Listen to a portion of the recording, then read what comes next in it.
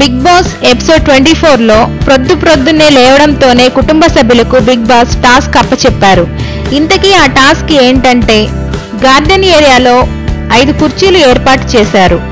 Participants 2 గ్రూపులుగా విడిపోయి ఒక గ్రూప్ సభ్యులు కుర్చీలలో కూర్చోవాలి. బజర్ మోగేంత వరకు లేవకూడదు. రెండో గ్రూప్ వాళ్ళు కుర్చీల్లో కూర్చున్న వాళ్ళని లేపడానికి ప్రయత్నిస్తుంటారు.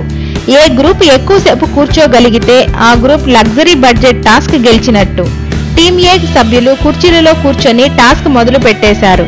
టీమ్ ఏ టాస్క్ చేస్తుండగా శివబాలాజీ ఆదర్శ్ మధ్య వాదించుకోవడం మొదలు పెట్టారు.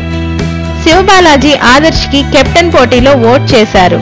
కానీ మరుసటి రోజే ఆదర్శ్ శివబాలాజీని ఎలిమినేషన్ కోసం నామినేట్ చేశాడు.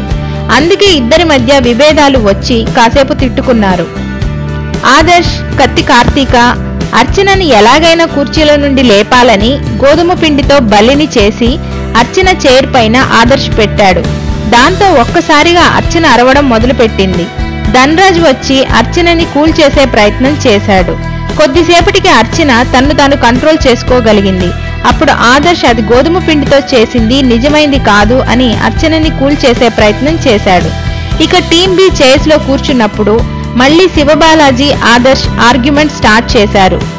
ఒక మాట అనగానే ఏడుపు మొహం ఏడుస్తావు అని శివబాలాజీ అంటే ఎప్పుడూ అలుగుతూ ఉంటావు అని ఆదర్శ్ శివబాలాజీని అన్నాడు.